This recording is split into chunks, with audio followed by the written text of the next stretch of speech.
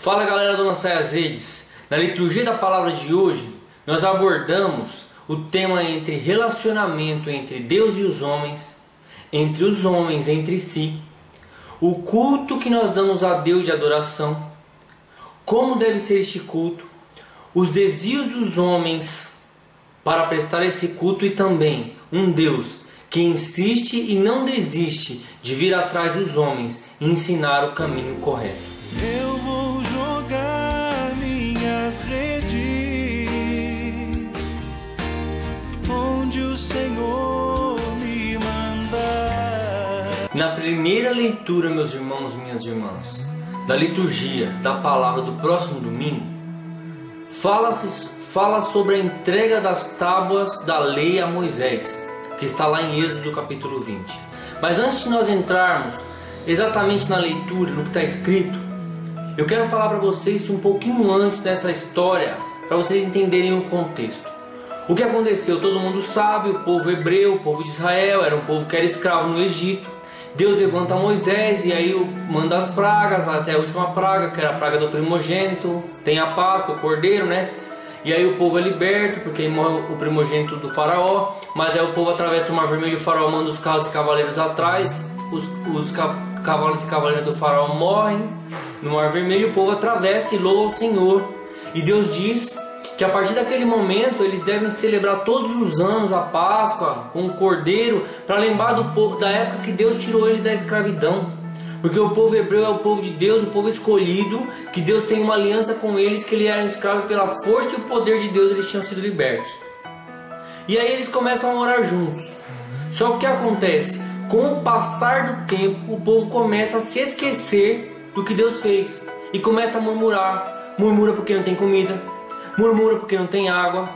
Fala com Deus, fala com Moisés que tem saudade da época que eles eram escravos, porque o povo lá, eles tinham que comer, eles tinham que beber. Eles murmuram por tudo e eles começam a brigar, e a brigar um com os outros.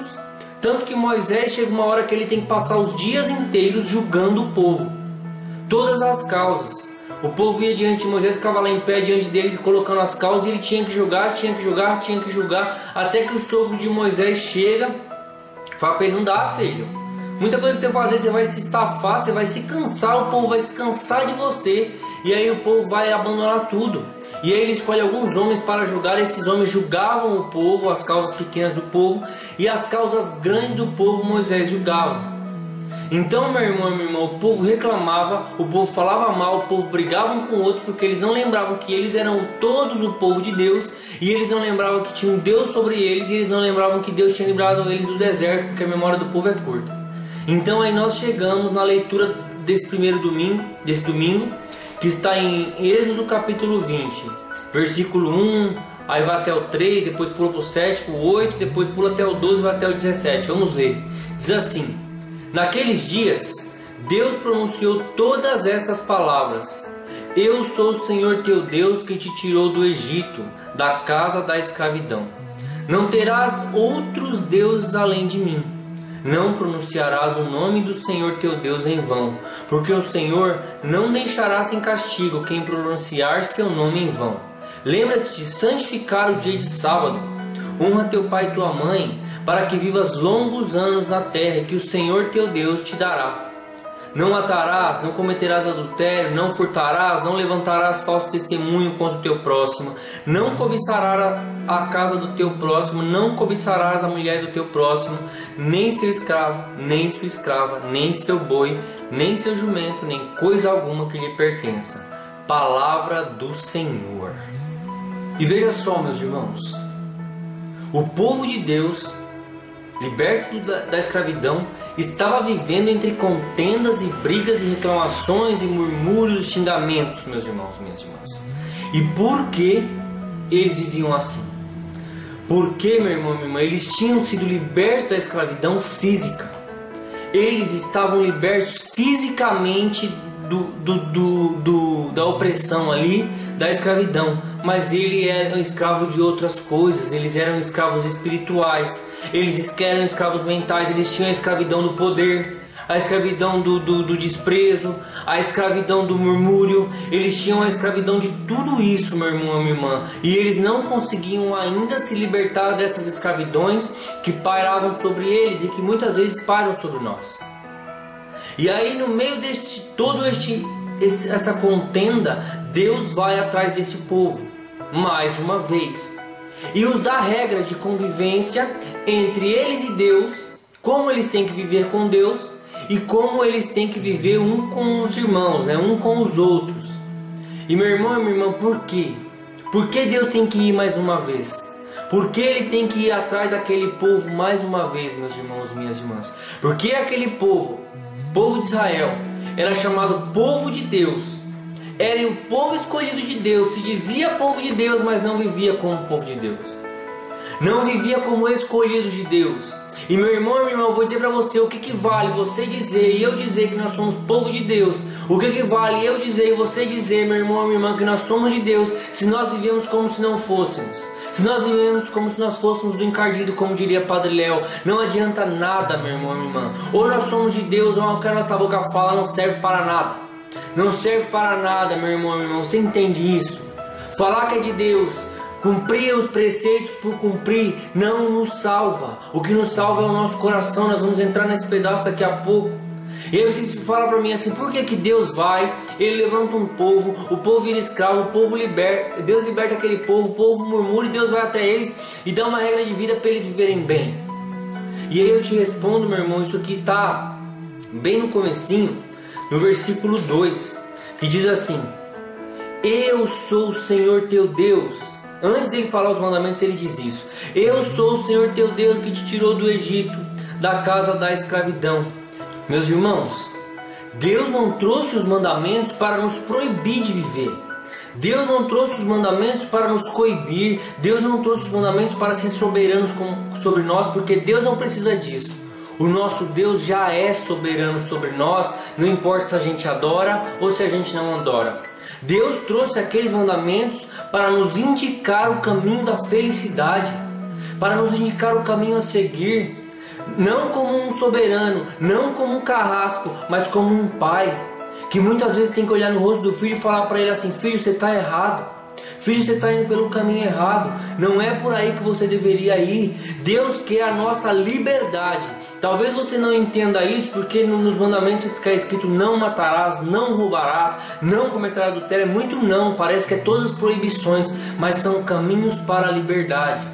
E eu digo isso porque, meu irmão e minha irmã, porque para nós, talvez eu falo por mim, porque eu vivia a castidade com a minha esposa, quando a gente era namorado. Eu podia viver a castidade o tempo que eu quisesse, eu era livre. Mas pergunta por irmão que é viciado em sexo se ele é livre para parar. Eu não me drogava. Ou você que não usa drogas, você fala assim: o dia que eu quiser usar eu vou pegar um lá e uso. Agora o irmão que está preso na droga, isso é uma prisão. Apesar do mundo vender isso pra gente como liberdade, isso é prisão. E nosso Deus quer que o seu povo seja livre, que ele adore a Deus livremente. Como dizia a campanha da fraternidade do ano passado, o tema da campanha Gálatas 5, versículo 1, é para a liberdade que Cristo vos libertou. É o Pai dizendo: filho, essas coisas você não deve fazer, porque essas vão te levar para a infelicidade. Deus nos quer livre, e Ele nos criou e deu todos esses mandamentos para que a gente possa cultuá-lo, não com as palavras, não do jeito que a gente fala, não falando que a gente é cristão, mas cultuá-lo com o nosso coração, com a nossa vida, dizer que a gente é cristão e viver como sendo cristão. Então, meu irmão e minha irmã, o povo de Israel, com o passar do tempo, o que acontece? Eles recebem essas regras de Deus, só que acabam caindo naquele dia a dia, no fazer por fazer, no legalismo, no farisaísmo. Acabam entrando, meu irmão e minha irmã, em fazer o culto para ser conhecido, o culto do reconhecimento. E aí Deus não quer isso. Deus quer um coração puro. Deus quer um coração rasgado, como diz a leitura, que está em Joel, no capítulo 2, no versículo 13, que é a leitura da quarta-feira de cinzas, que abre a nossa quaresma. Rasgai os vossos corações e não as vossas vestes. Rasgar o coração é a aparência. Isso quer dizer o quê? Que o povo da igreja, quando começa a ir para a igreja apenas para ser visto, isso, meu irmão, minha irmã, é mais uma escravidão. É a escravidão da aparência. Nós não podemos, meus irmãos e minhas irmãs, cair nisso. E o povo de Israel, com o passar do tempo, caiu novamente nisso. E aí nós entramos diretamente no Evangelho. O Evangelho está em João, no capítulo 2, no versículo do 13 ao 15. E vamos ler o Evangelho do Senhor, meus irmãos e minhas irmãs, em nome do Pai, do Filho e do Espírito Santo. Amém. Estava próxima a Páscoa dos judeus e Jesus subiu a Jerusalém. No templo, encontrou os vendedores de bois, ovelhas e pombas, e os cambistas que estavam aí sentados. Fez então um chicote de cordas e expulsou todos do templo. Junto com as ovelhas e os bois, espalhou as moedas e derrubou as mesas dos cambistas. E disse aos que vendiam pomba: tirai isso daqui, não façais da casa de meu pai uma casa de comércio. Seus discípulos lembraram-se mais tarde que a Escritura diz: o zelo por tua casa me consumirá. Então os judeus perguntaram a Jesus: que sinal nos mostrarás para agir assim? Ele respondeu: destruí este templo, e em 3 dias eu o levantarei. Os judeus disseram: 46 anos foram precisos para a construção deste santuário, e tu o levantarás em 3 dias? Mas Jesus estava falando do tempo do seu corpo. Quando Jesus ressuscitou, os discípulos lembraram-se do que ele tinha dito e acreditaram na Escritura e na palavra dele. Jesus estava em Jerusalém durante as festas da Páscoa. Vendo os sinais que realizava, muitos creram no seu nome. Mas Jesus não lhe deu crédito, pois ele conhecia todos. Não precisava do testemunho de ninguém acerca do ser humano, porque ele conhecia o homem por dentro. Palavra da salvação. Este evangelho fala da época da Páscoa, aquela comemoração da Páscoa que nós falamos lá no começo, lá no Êxodo. Está nessa comemoração. E para cumprir as ordens do Senhor, o povo judeu todo se reunia para comemorar essa Páscoa e fazer a sua oferta pelo pecado, e pela Páscoa do Senhor. Mas é o que aconteceu. O povo judeu não morava sempre todos juntos. Eles moravam em vários lugares e todos iam para Jerusalém na época da Páscoa. E conta que a população de Jerusalém não só duplicava, como ela triplicava na época. E é o que acontecia. Isto foi virando um comércio. Os sumos sacerdotes vendiam licenças para começar o comércio. Algumas tendas eram dos sumos sacerdotes. Tinham pessoas que vinham de outros lugares, como moedas do Império Romano, que as moedas não eram aceitas no templo, então eles tinham que ter cambistas. Por isso que diz a leitura que tinham cambistas. Dizem que tinham bichos que Jesus começa a soltar. Porque, meu irmão e minha irmã, as pessoas tinham que comprar os seus animais e fazer as suas oferendas. E o que é isso? O povo voltou ao zelo do começo. O povo voltou ao zelo de dizer: eu sou de Deus, eu faço as coisas de Deus, mas por fazer. Essa é só minha responsabilidade. Uma vez por ano na Páscoa eu venho aqui e dou essa oferta. Meu irmão e minha irmã, o povo caiu nos erros de infância lá do começo. Nós não podemos voltar atrás. Deus já corrigiu e nós não podemos voltar atrás dos nossos Deus. Deus te melhorou, Deus te capacitou, Deus te salvou de um erro e você continua voltando e cometendo aquele pecadinho. E pior, meu irmão e minha irmã, os sumos sacerdotes, o povo de Deus, o povo do templo, o povo escolhido para cuidar do povo de Deus, a liderança tinha se tornado os piores comerciantes. Eles eram os que vendiam as licenças. Eles colocavam tendas para vender animais, para trocar dinheiro. E meu irmão e minha irmã, quantos de nós estamos caindo nisso? Quantas igrejas e quantas pessoas têm caído, meu irmão e minha irmã, no dinheiro é mais importante, nas coisas são mais importantes, os bens materiais são mais importantes, usando a fé do povo para ganhar dinheiro. Quantos e quantos estão caindo nisso, meu irmão e minha irmã? Quantos e quantos estão na escravidão do dinheiro? Quantas pessoas hoje vivem na igreja para pedir coisas para Deus, dizendo: Deus vai me honrar porque eu vou ganhar isso, porque eu vou ganhar aquilo. E meu irmão e minha irmã, buscar em primeiro lugar o reino de Deus e tudo mais será dado em acréscimo. Aí não é coração rasgado, meu irmão e minha irmã, é só rasgando as vestes para pedir dinheiro, para se mostrar. O Senhor que nos dá os bens se tornou menos importante do que os bens passaram, Deus. Nós pedimos dons, os dons ficaram mais importantes do que o Senhor que dá os dons. E nós não podemos continuar caindo nessa, como o povo daquela época caiu, meus irmãos. Em meio a toda essa falsidade, a todo esse comércio, chega Jesus a Jerusalém. E o que ele conta que ele faz? Que ele vê os cambistas, que ele vê tudo aquilo ali, e que ele vai e quebra tudo. Parece que Jesus ficou doido, que ele teve um ataque de raiva. Fala que ele virou as mesas, que ele derrubou as moedas, que ele soltou os bichos. Só que aí você fala assim, será que Jesus ficou doidão naquela hora? Que ele teve um ataque de raiva? Mas não foi, meu irmão. Sabe por que não foi? Porque o Evangelho conta que Jesus viu tudo isso e que ele fez o quê? Que ele fez um chicote. Ninguém, meu irmão, um chicote você não faz assim, ó, e o chicote tá pronto, tipo mágica. Não, um chicote é enrolar uma corda na outra. Jesus ficou olhando aquilo ali, fazendo aquele chicote, pensando, o que será que eu faço? A casa do meu pai não pode ser assim. O povo se perdeu. Eles estão aqui só para comprar, só para curtir. Nesses tempos que tem isso, Jesus ficou fazendo aquilo ali. Quando acabou, ele falou assim, sei qual atitude que eu vou tomar. Ele entra e ele chuta a mesa, ele empurra bicho, ele solta as cordas, ele derruba as moedas. E meu irmão e minha irmã, tudo isso foi pensado. Mas meu irmão e minha irmã, o que mostra para nós essa atitude de Jesus? Jesus chuta a mesa, Jesus derruba as moedas, Jesus liberta os bichos, Jesus empurra e fala assim, não faça a casa do meu pai uma casa de oração. Só que ele não dá um chute, ele não dá um tapa, ele não empurra ninguém. Jesus está dizendo, todas essas coisas são menores. O mais importante é você. O mais importante é a sua alma. O mais importante é o seu coração. Todos esses legalismos, se não vir do coração, não serve para nada. É isso que Jesus fez ali. Ele derrubou tudo e falou assim, todas essas outras coisas aqui são menores. O mais importante é você. E aí, meu irmão e minha irmã, nós tínhamos uma profecia na época de Zacarias, que falava que o templo ia ser criado. E aí Jesus ali levanta, como Zacarias profetizou sobre o Messias, aí Jesus levanta uma expectativa falando, eu sou o Messias. E aí os judeus vão até ele e falam assim, que sinal você dá para falar que você é o Messias?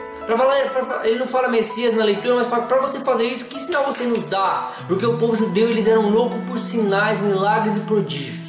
E aí Jesus dá uma resposta, meus irmãos, ele diz assim, destruí este templo em 3 dias, e eu o levantarei. Eu imagino, porque Jesus levantou, deu um chute numa cadeira, deu uma rasteira num bicho, soltou um animal, derrubou as moedas e todo mundo fica olhando. Eu acho que aí o cara chega e fala assim, meu, o que é isso? É o Messias? Aí Jesus fala, destrói esse templo aí que eu reconstruí ele em 3 dias. Acho que o pessoal olhou para ele e falou assim, agora entendi. Esse camarada tá doidão. Este aí ficou maluco, o cliente, como diz meu padrinho, ficou doido agora. Só que, meu irmão, não é isso. Jesus ali, como diz a palavra, não falava do templo do seu corpo. Ele não falava do templo de matéria. Ele falava do templo do seu corpo. E meu irmão e minha irmã, Jesus estava falando assim, eu reconstruo este templo. Eu reconstruo este templo que é o meu corpo. Meu irmão e minha irmã, a palavra diz que Jesus é a cabeça e nós somos os membros. Meu irmão e minha irmã, o que Jesus dizia ali era o corpo espiritual. É a reconstrução nossa. Nós estávamos nos perdendo, meus irmãos e minhas irmãs. Nós estávamos não achando Deus. Nós estávamos vivendo o legalismo. Nós estávamos vivendo a religião superficial. E Deus diz assim, Jesus diz, eu reconstruo isso em 3 dias. E como Jesus faz isso em 3 dias, meus irmãos e minhas irmãs? Passando pela cruz. É na cruz de Jesus que ele vence a morte.